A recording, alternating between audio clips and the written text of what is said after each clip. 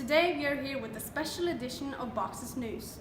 Since this is not a regular news report, but rather a documentary, we are doing this for people who have planned visiting England for studying or just as a vacation. We are happy to introduce our finest reporters for this. Me, Amelia Parker, Toby White, and of course Freddie Pierce. Hi, I'm Freddie Pierce. The economy of England is the largest economy of four countries in the United Kingdom. England is a highly industrialized country. It is an important producer of textiles and chemical products. Finance, services and industries, particularly banking, insurance and business services, account by far for the largest portion of the GDP and employ around 80% of the working population. England comprises most of the central and southern two-thirds of the island of Great Britain, in addition to a small number of islands. England is bordered to the north by Scotland and to the west by Wales. It's closer to continental Europe than any other part of mainland Britain, divided from France only by a 33-kilometer sea gap, also known as the British Channel. Much of England consists of rolling hills and plains. The north is generally more mountainous. England is the largest and most populous country of the United Kingdom of Great Britain and Northern Ireland. England is the southern largest and most populous part of the island Great Britain. There are more than 53 million people in England, and country residents make up more than 83% of the total UK population.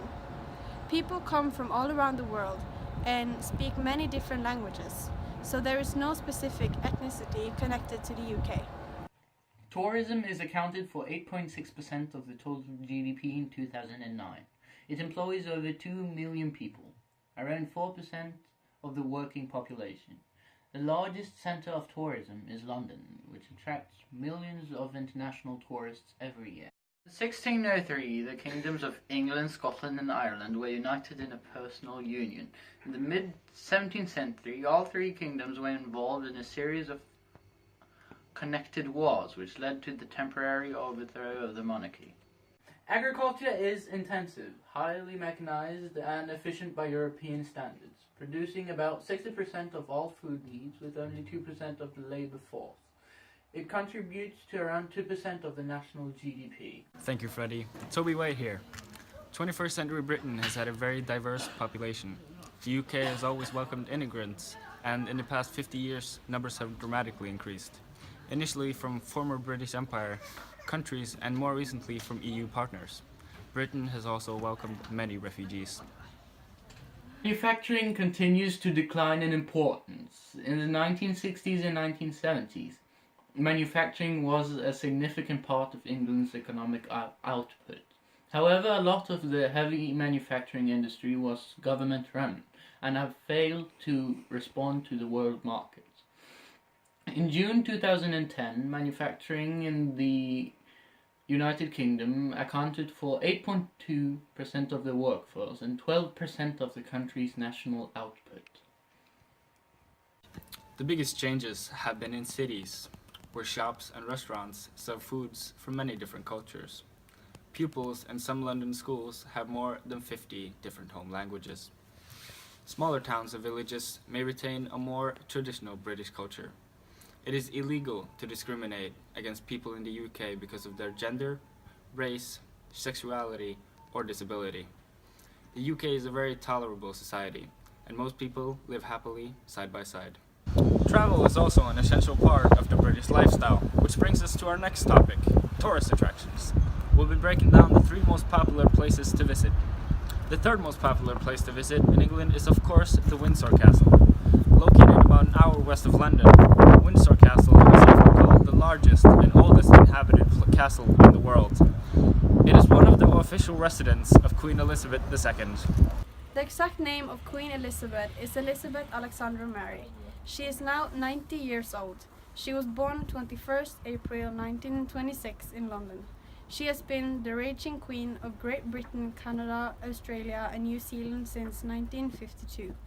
She is Queen of 12 different countries and a head of the Commonwealth.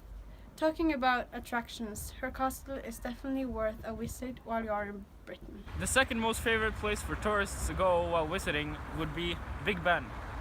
The 100-year-old Big Ben clock tower is one of London's top attractions. The name Big Ben actually refers not to the clock tower itself, but to the 13-ton bell housed within the tower, and makes its name from the man who first ordered the bell, Sir Benjamin Hall. It is the third largest freestanding clock tower in the world. And last but not least, the most visited tourist attraction in England is Stonehenge. Stonehenge is among the most important prehistoric sites in the world.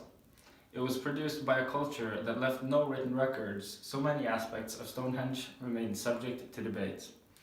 Evidence indicate that the large stones were erected around 2500 BC. It is not known for certain what purpose Stonehenge served, but many scholars believe that the monument was used as a ceremonial or religious center. Some of Britain's favorite hobbies include knitting, boosted by its many celebrity fans. Knitting is booming in Britain. Dancing, especially popular amongst the young, dance has been taken up by 19% of population at some point in their lives, according to research from price comparison website PriceRunner. Collecting, around a third of British population have been collectors at one point or another. Gardening. Britain remains a nation of avid gardeners, a hobby that ticks a lot of physical and mental health boxes. Birdwatching. The British Trust for Ornithology reports that it has more volunteers than ever. It says that more than 40,000 contributed to its Bird Atlas project, counting British birds. Britain is known worldwide for the quality of education they offer. In Britain, you'll find everything from theoretical and traditional universities to modern and innovative institutions. Together, they offer all possible studies you can imagine. The teachers and lecturers practice themselves within the field they teach. Also, you can greatly customize your own education and have freedom of choice in relation to subjects you can choose. If you want to go on exchange to another country, or if you want to go to work as a part of your education. Britain is one of the world's most international campuses, and you will get to know people and cultures from around the world. You will of course be fluent in English, which is a great advantage when applying for jobs as well as to provide international experience. English is the world's main language, and there are no better place to learn this than in Britain. You will have a wonderful experience that you will remember the rest of your life and will never forget. So if you dream of studying in UK, there are several good reasons to follow your dream.